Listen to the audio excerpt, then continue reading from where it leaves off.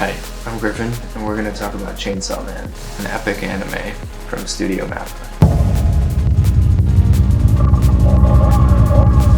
It follows Denji, this kid who's lost his father and is completely alone in the world, alone except for a devil. 俺の夢を叶えてくれよ。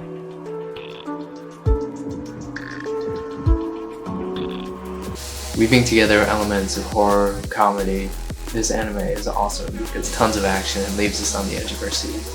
Denji is lovable but less than bright, so he has a lot of help from friends and is basically discovering how to be a human being. I'm going to be throwing out some spoilers, so if you haven't seen the show yet, pause here and check it out. It's got a 4.9 on Crunchyroll and 8.6 on IMDb. It's well deserved because it's super well animated and has a compelling story. After watching this series, I couldn't help but go back, go through some of my favorite moments, and talk about the ending because I think there's a lot to unpack there. Pull your cords, make a deal with the devil, and let's talk about Chainsaw Man.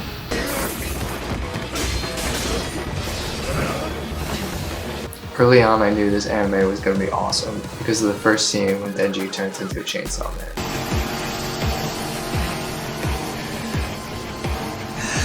The first episode has tons of creepy stuff, and it leads us through Denji's really sad life. Denji is all alone. He's got this massive debt that his dad left behind for him, and he's able to pay off that debt by devil hunting. He teams up with the devil Pochta, who's his pet, and they have a really sweet life together. Sweet, but not great. They live in a shack, and they live off one piece of bread a day. One piece of bread a day. And it's shared, so it's not even he's getting a full piece of bread, which is a shame. The first episode is sick because we get to see Denji fight. To be honest, I was pretty disgusted when a chainsaw came out of his face, but that's a natural reaction. The next hilarious scene is when Denji and Aki are out on their first mission. Aki basically pulls Denji aside and he's like, look, you're not gonna make it here if your motivation is just getting with Miss Makima. But Denji doesn't accept this. He takes to it in a super immature way and we learn his primary fighting style. 優しい人なんだな、おい。俺は男と喧嘩するだけ。股間しか。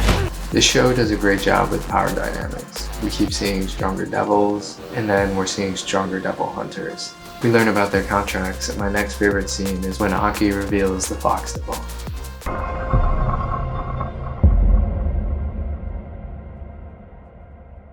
Cool. Denji continues to be immature. He loves having his special super toast, and he takes naps when the team is out on a mission. He's obsessed with girls and getting his first kiss, and when he does, it's disgusting. This is probably the best and worst gag on the show. It's hard to watch. じゃない。ゲロだ。トラウマだなこりゃ。 Coming back to the power dynamics, we start to learn what Miss Makima's powers are. When the devil hunters are ambushed in an almost Godfather-like style, Miss Makima is killed and then comes back, and that's not explained, but I guess we'll learn about it later on. But then she instantly goes to a temple and gathers some inmates. We learn why she's head of the division and probably the strongest character on the show.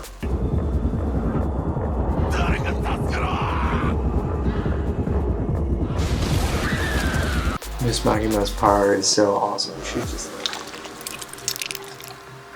Later on, we have a couple scenes that make us question where her true loyalties lies, if she's on the side of the devils or on the side of the humans. I think that's going to be a bigger conflict as the show progresses into season 2.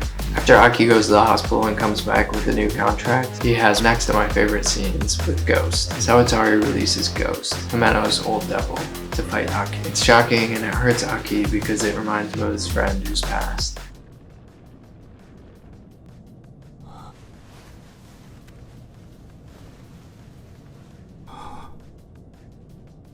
In the end, we get a twist because it makes Aki feel so human, and it also gives the devil a little humanity too.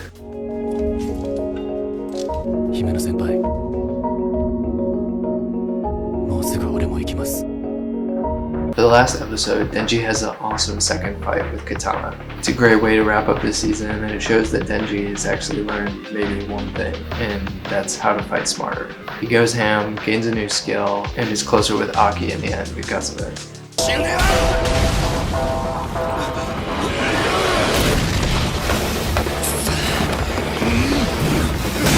So after all those epic fight scenes, we get a really bizarre and troubling scene where Denji has a dream.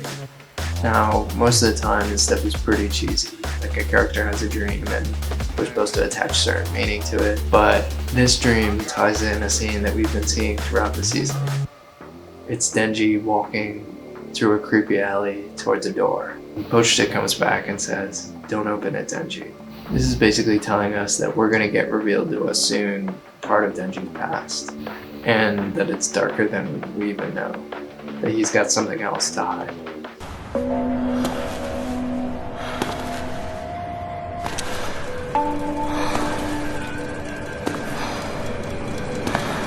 Maybe we'll learn why he's so powerful, why he's this Harry Potter of the demon world, why he's the chosen one. The door is a sign of some deep dark secret that Denji's holding on to. Will it be a key to saving the world, beating the demons? We don't know. But for some reason, Pochita is telling him not to open it. Pochita has been his friend, basically his only friend, since the beginning. And it's the only person that Denji really cares about. So we can assume that Denji's gonna listen to him and not open the door. So what's behind the door? Something super dark and creepy, that's for sure. If you got any anime to recommend, let me know. If you didn't like this anime, let me know. If you've got a favorite scene that I didn't mention it. Until then, pull your cords, stay happy and healthy. Peace.